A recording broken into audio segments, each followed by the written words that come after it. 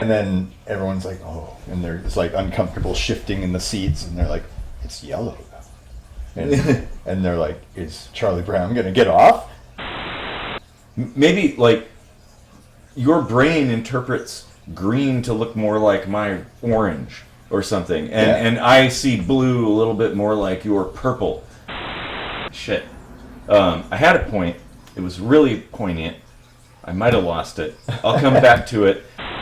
The whistleblower just testified to Congress that UFOs are actually aliens, and we actually have them and have reverse engineered things from them. Yeah. That's a big claim. That's very bold, yes. Under oath.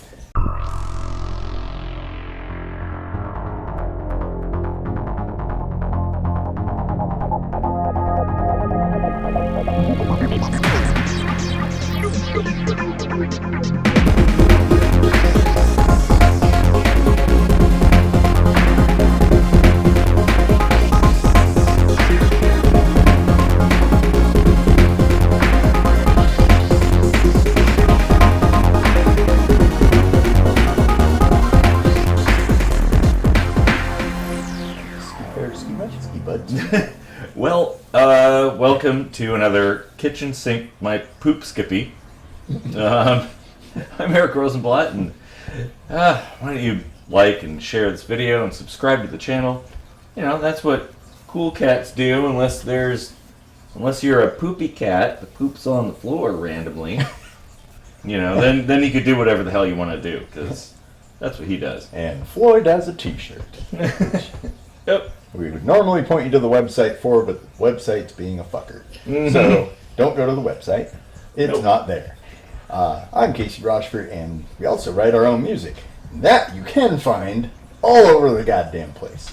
Like Apple and Spotify and Tidal and Google and Amazon and YouTube. So go find the music. It's at the end of the episode. Listen to it. And then go find it. And listen to it more and more and more. Yeah. Over and over and over again. Okay? There's a porn joke God. in there. Yeah. Well, What are we talking about? Okay. I have my notes over there, and I think I remember them. Might have had a few too many of these. Hey, it's my vacation, so whatever. So, it's kind of a two-sided thought experiment or question, I guess. Yeah, it's more of a question. Is there an objective reality? And also, is there truly such a thing as good and evil? Like, I think that should be. I'd like to talk about that. Yeah, we've touched on these before, but putting them together is interesting. As far as an objective reality, I would just point to electrons. Oh yeah, and say like, well, tell me what the spin is and where it is at the same time. Which, well, there's the whole one-electron theory kind of thing, which it's like, yeah, maybe all electrons are the same electron. Richard Feynman believed that, by the way. Huh. In fact, I think he might have posited that to begin with. Now, it's not quite the same as like saying that because you can't say these two things about an electron at the same time, one of them must be false. That's not really the what's going on there. But that's not also really what goes on with, you know, objective reality per se, because I mean it. Well, the problem with objectivity is that we're limited by the data we can collect. Yeah. Like typically through our senses, like what we can observe, like how things appear, things like that. And while we can all strive to uncover the fundamental truth of how things really are, I don't know that we're like built to do that. Like, all you have to do is look at pareidolia. The fact that like we see patterns in shit, just like faces in clouds and shapes in the little like things, the peanuts they put in the ceiling. You know what I mean? Yeah. Like we make connections between things, and it's very difficult to separate that. But I mean, that's a pattern is one thing, but it's not like if you see Jesus in your toast, it's not like anyone's trying to say that is objectively, truly the body of Christ in this slice of toast. Well, some people might be. Some people might believe that. I mean, even those people, I think they see it as like a representation of Jesus, not actually Jesus. That was a little weird. Seeing something and interpreting it as something isn't necessarily a question of objectivity in the first place. Mm-hmm. Because when it comes to subjective things, they're actually, like, if it's intended to be subjective, like art, there is no objective truth. Oh, true. Yeah, you're right. That's absolutely correct. I guess my point really is, like, how would we be able to discern something like an objective, factual state from something that is not? Like, what methodology could we use to prove or to disprove or scientific method? Well, it's the best I know of. But it still relies on a lot of human intervention and action there, and our own limitations in the data that we can collect. Like, how do we know what colors people see or animals see, or how do we know that, like, these things are what they are? I mean, how do we know this is like reality and not a simulation? Like, what colors have an objective truth? The wavelength, for sure, yeah. But as far as the perception way, the way your brain interprets that signal from your eyes could vary wildly. And but like, let's posit a scenario where you're in court, being asked what color the suspect's shirt was, and the suspect is Charlie Brown, and you say, well, there was a zigzag pattern in black, and the whole courtroom's like, ooh, and then you say, and he was definitely wearing a green shirt. Mm-hmm. And then everyone's like, oh, and there's like uncomfortable shifting in the seats, and they're like, it's yellow though. And they're like, is Charlie Brown gonna get off? Well, okay, that's like a porn video thing right there. No, well, I get what you're saying, but the thing is, like, the wavelength is absolute. That's indisputable. We know that different colors within the visible spectrum that we can see, they share a common wavelength, like, you know. But what we perceive of those colors, like, do you and I see yellow the same? Do we see green or red the same? Like, maybe they're not. Maybe, like, your brain interprets green to look more like my orange or something, and I see blue a little bit more like your purple. But how do we know? Well, and we probably often see the exact same color in the exact same way. It's just the way that we internally define what's blue versus purple, yellow versus green. Exactly, that's what I was getting chartreuse. At. Yeah, chartreuse, yeah. That's kind of what I was getting at, is like, we don't know what... Even and that would explain a lot of, like, differences in, like, people's appreciation of certain color patterns and things. But even that, you can actually scientifically nail that down. Like in a courtroom, if he says Charlie Brown's shirt is green, well, you could test him for color blindness, and then there's the, kind of the colloquial accepted color of yellow on whatever wavelength that is. I forget, like 480 or 560. I don't remember. Yeah, I'm a little rusty on the wavelengths myself. Yeah. Some nerd is going to be like, oh, how do you not know the... Put that in the comment section. But yeah, then you can basically say like, oh, well, he said green, but he's perceiving it exactly the same way everybody else is perceiving yellow. Like, yeah. Well, and that's something that I don't know that we'd be able to figure out. I guess, so I want to expand a little beyond something as simple as like color wavelengths and more to like structural patterns.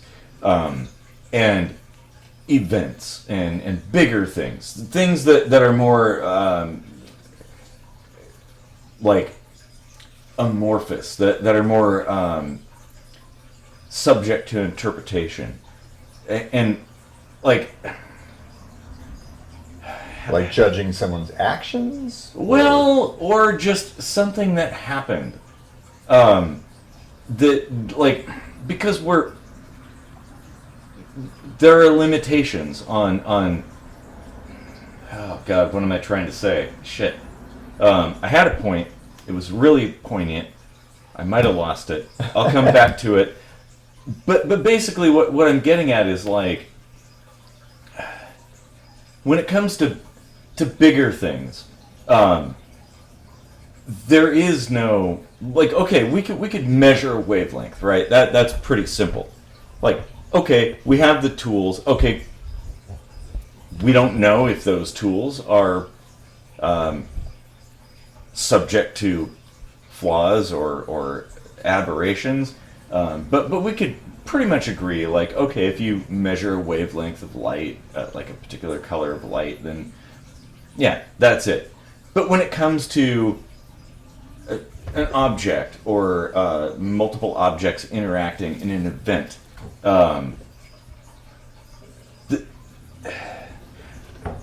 it becomes much more difficult to pin down the factuality of that event. Like, even if it's like a car accident, right? Yeah. One car collides with another car. Well, okay, but then what is a car? Like, is that even an actual object? Like, are the drivers real? Like, what? That might be dividing it down a little too far in complexity. Like, I mean, well, maybe not, because the point is, like, what is objective reality? Is that even possible? Could that even be possible with our limited capability to understand things? To say something is really a car?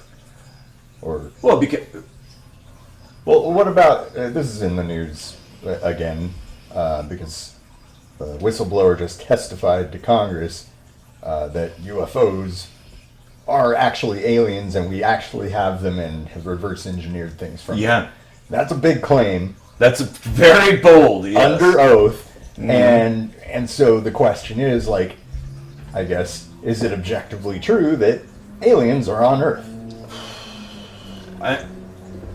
It's one guy making that claim. I don't know. Well, a lot of people have made Well, okay. Now my personal experience has yielded information that like, as far as I'm concerned, it's 100% true. I don't know what they are, but I know it's a real thing. Mm-hmm. Like,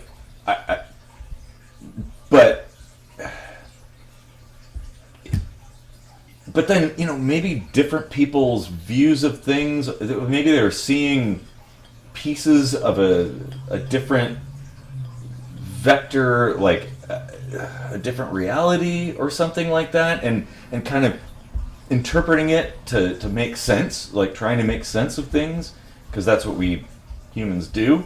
Mm-hmm. When faced with a bunch of confusing data, we try to, like, well, it must make sense. So let's pigeonhole these things in there so that it does. It could be something completely different, I guess. I guess we should try to stay focused on what the actual meaning of objective is, which really just means like without bias. Yeah, and I agree with that. I guess maybe it's kind of a fork within a fork. Like if I say there's 4 cans of beers past the capybara, that's an objective truth that we can agree on. Yeah. Oh yeah, for sure. Like 1, 2, 3, 4. Yeah. They're all full beers. Exactly, and that's pretty simple. But there are things that are not necessarily so simple. When it comes to interpretations of more complex circumstances. But okay, yeah, I don't want to get too far afield right now, but I agree. Like objective truth, reality, facts. Those are things without bias. As far as like humans go, our own interpretation of the world around us. But there's also another aspect, which is the one that doesn't involve humans. Because if we didn't exist, this reality would still be here in some capacity. And it wouldn't matter whatever labels we stick on things or how we categorize things. It would just simply be. Like, matter and energy would just simply be, and it would be doing its thing. Doesn't matter what we call it. And so... Well, philosophically speaking, the only reason objectivity matters in the first place is because we give a shit about it in the first place. You're right. But then that also invites bias, too, because the fact that we care about things can also contaminate the way that we view things and observe things. Yeah. Actually, this reminds me of the topic idea that I had come up with earlier, and actually fully ties in. So I think I'll just mention it, and that's like being that I moved to Germany, and now I'm having so much fun bringing all these like different perspectives from another country into our show.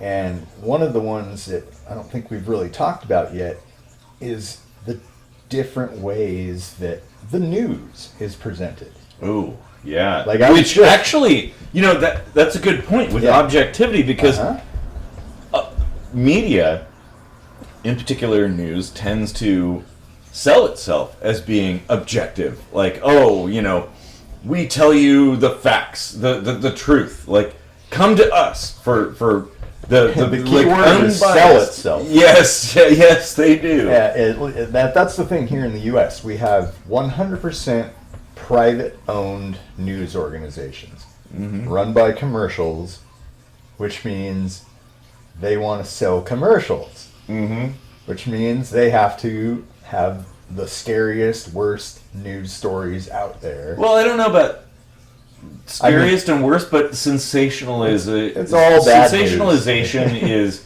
a thing. Yeah. Not to say that like state-run media is any better. Like, well, it has its own flaws as well. It does, but Germany does both.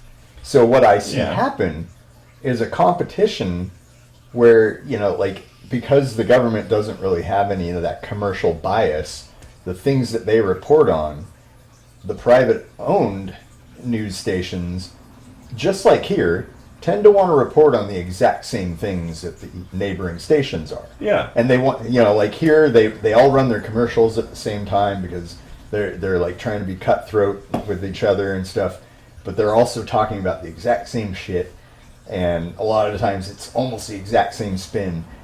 But in Germany, you see something that's just like, we get funding from tax, so like it is what it is, and we're just going to tell you what happened.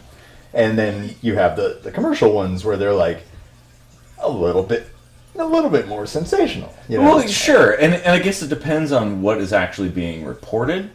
If it's just events happening, then it's going to be different than if it's something criticizing the government, say. The hand that feeds you. That there might be an incentive to avoid that, whereas with the commercial side, there could be less of an incentive in that regard. So that's what I'm saying about it being having different. It depends. But here's the thing. Everywhere in the world, there's this thing called the internet. We can all watch news from everywhere in the world. If you're not using a VPN, by the way, start using one, because then you can see all the news from all around the world, uncensored by your local government. But there's a lot of places, like there are versions of news organizations that broadcast or something, stream within almost every country. So that information is accessible. Like, it's not really today really relegated to any specific country. Like, I could read and watch German news right now. I could, like, BBC is accessible to me here in the U.S. Yeah. In fact, that's one of the places I go to look things up, because they have a pretty okay track record. Not stellar, but much better than say like CNN or Fox News or something like that, which basically are garbage. Might as well be watching Jerry Springer at that point. Yeah, and that really is just because, like, the only thing that exists is the private option. Like, there is no. Well, there's NPR. Yeah, but I mean, like, for. I mean, even NPR has, like. Well, they're biased in their own way. Yeah. And you can't really escape that, of course. But no, and honestly, it's super frustrating, because years ago, I went into half-price books, and I was looking for things, and I was in the checkout line, and there was this huge book, this big, like, bound book that was for sale there. I was like, can I check that out? What is that? And they were like, oh, it's a bunch of newspapers, like, all bound together. And it was like newspapers from like the early 1900s. And flipping through it, I was taken aback by how starkly different the reporting was back then. Like, in the U.S., we used to have journalistic integrity, where you would report the facts. There was no leading questions. Like, that was a big no-no.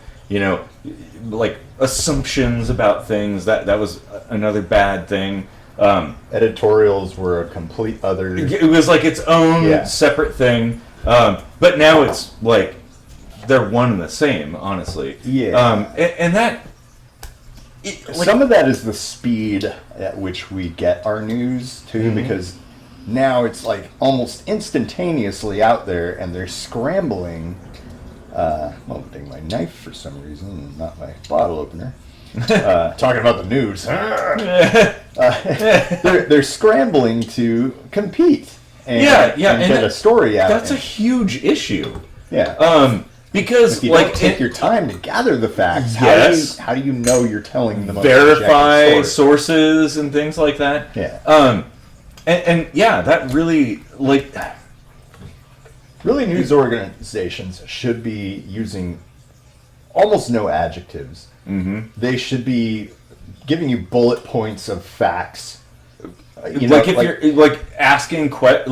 if it's a statement of opinion, it should be a quote from somebody who was there. And if it's something in question, and they're pretty good about this, as far as like suspects go, they need to say things like alleged or currently unknown, or they need to make it really clear that what they're telling you is important, but we don't know for sure if it's a fact yet. Sure. Yeah. However, one of the problems too with in the information age is that a lot of times the media, the news, gets its information from average everyday people who have observed something, and then those they may a news organization may have gathered some information from this source, but now that source goes onto Twitter and posts their shit and their own opinion about things, and the whole internet goes wild and it goes viral, and you can't avoid that, but it's really it's going back to objectivity. It's really, really important to if someone says some innocuous thing firefighter rescued a cat from a tree or something, then that story is probably not that big of a deal. It's you could probably assume what is said is true. Little things, right? Oh, a new store opened or something. Okay, that's probably true. There's no reason to sensationalize that. But when you have a story that feels very visceral, there's a lot of energy behind it and emotion and stuff. A new store opened selling federally illegal marijuana today. to children, that within 3 miles of children. Well, and that goes back to the whole extravagant claims, they require extraordinary proof, and we should be careful of that.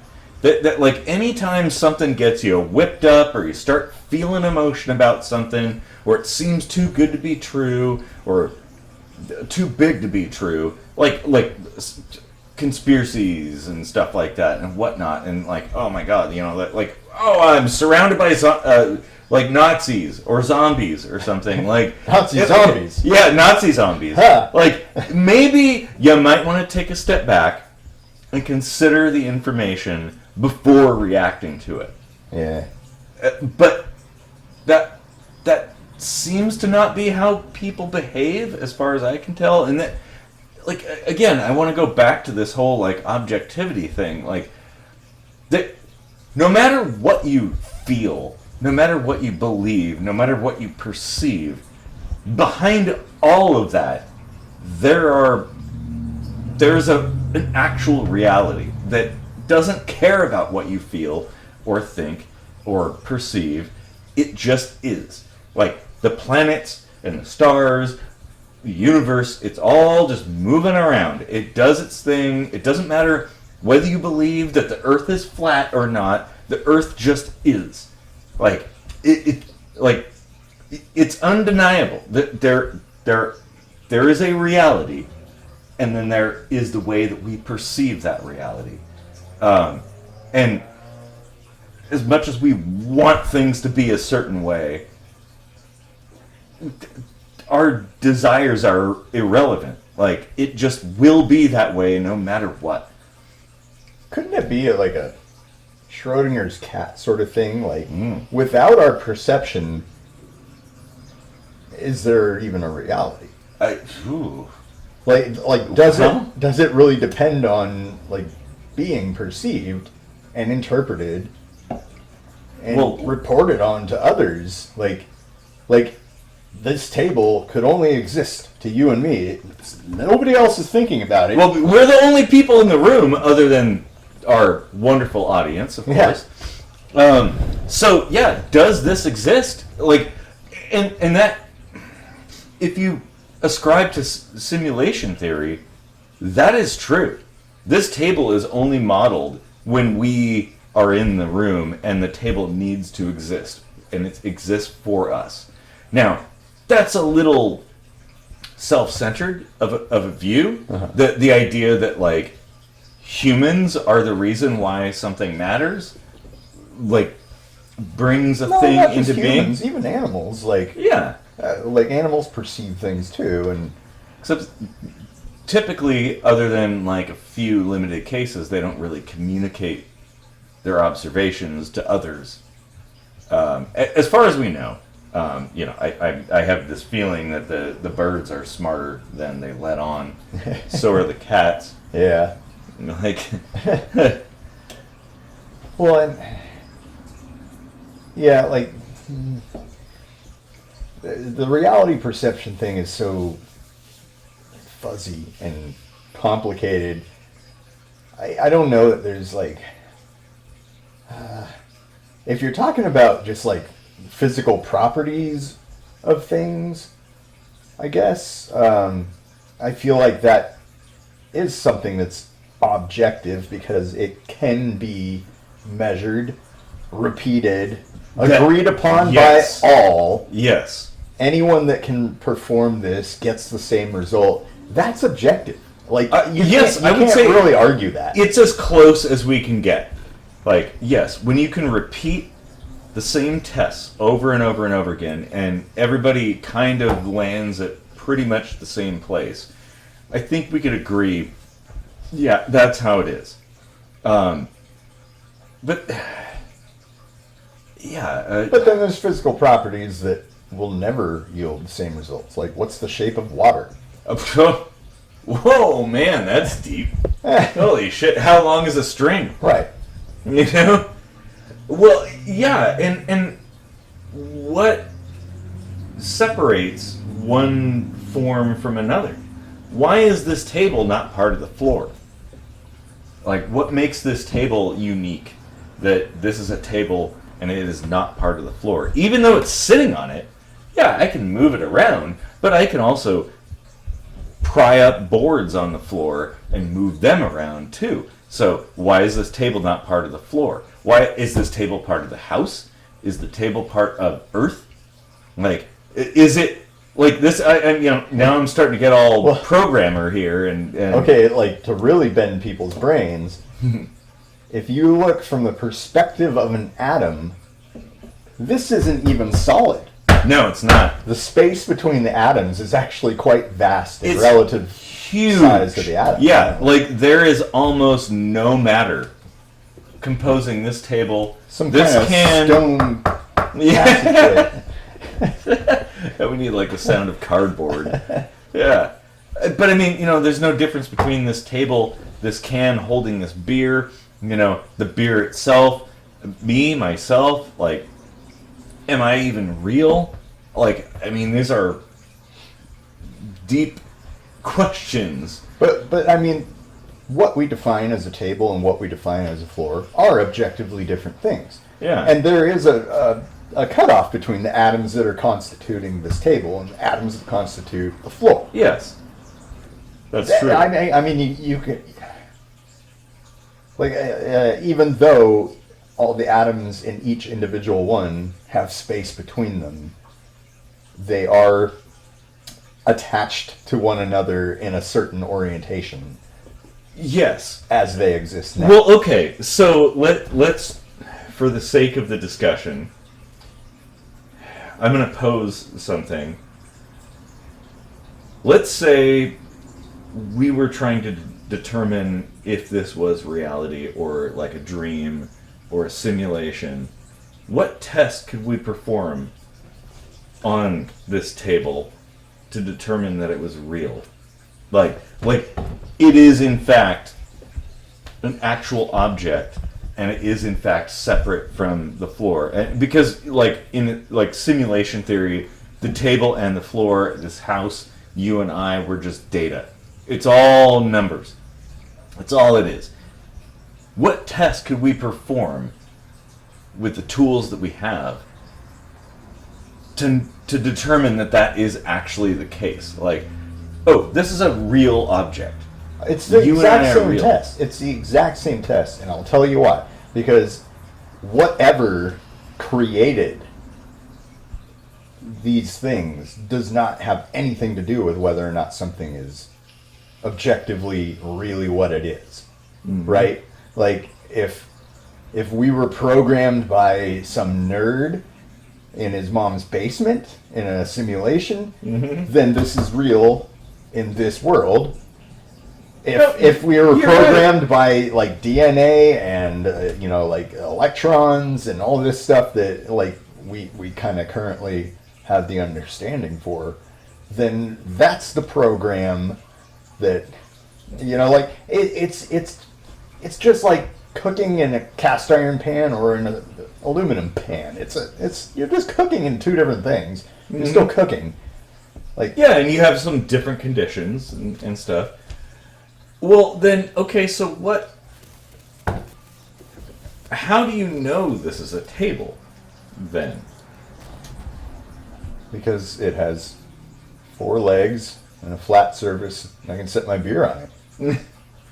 But there are tables with more or less legs. Yeah, but they're all... And there are tables not made of wood. Serving the same purpose.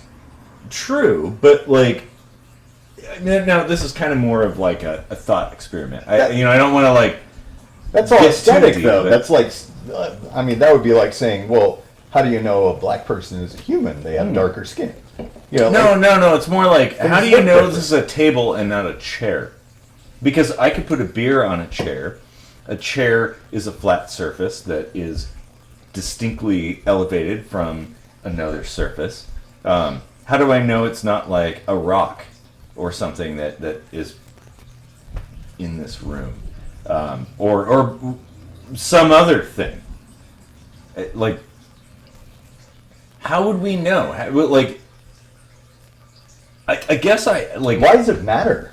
Well, it doesn't. It actually, it really doesn't, but it's an interesting thing to think about. How is this not part of a shelf? Now, there's an internal cavity down here that has, fidget spinners in here. There's a bunch of stuff, books, and... Well, now it's a bureau. Well, yeah, exactly. Terminology. And I guess the point that I'm trying to make is, we make all that shit up. Well, we do. That's kind of it. There is no... Whatever we call it, though, it is what it is. What we call it is the perspective that we attach to within the confines of our language and our understanding, sure. Yeah, because, if you lived in a place that didn't have tables, let's say you lived on some island nation that never had mass production of things, and they didn't have tables or beer cans or bottles or something like that, it would be a whole different story. And they might call it something entirely different. They may have completely different terminology, but from their perspective, that is reality. Maybe this is a coconut. Isn't it China where they sit cross-legged on the floor and eat tables? Really multiple Asian countries, yeah. There's chairs at tables aren't really a thing. Japan also to some extent. But if you show them a table and say, "Hey, that's a table," they now have a concept and a perception attached to what everybody else is calling a table. As long as they have that within their lexicon. Yeah, and if somebody came along and said, "No, this is not a table, it's a female aardvark," then there you have an extraordinary claim that requires extraordinary evidence, and they're probably not going to be able to convince anyone that it is a female aardvark. True. I guess what I'm going for is we should be more. We should question things a little bit more.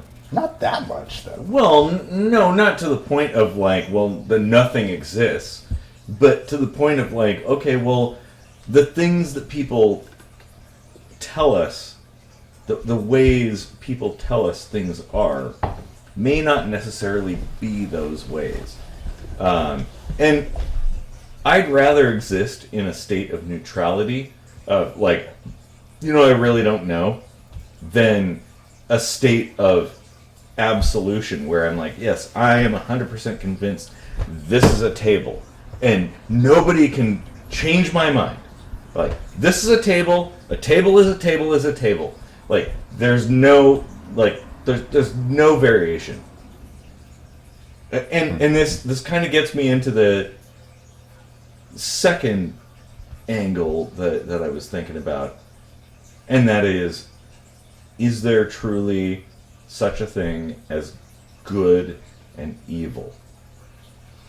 Yeah. No. I mean, there is gradients of Yeah. socially acceptable, I don't know, positives and negatives, I'll say. And that varies a small amount, I guess, in different cultures. But for the most part, like, a lot of people agree on big stuff. Like, it's nice to give people food if they're hungry. It's not cool to kill people. Yeah, well, murder specifically. Yeah, but and yeah, you know, you don't like I mean, come into not somebody's really house. in any case. Yeah, well, yeah, you don't come into somebody's house and like steal their shit.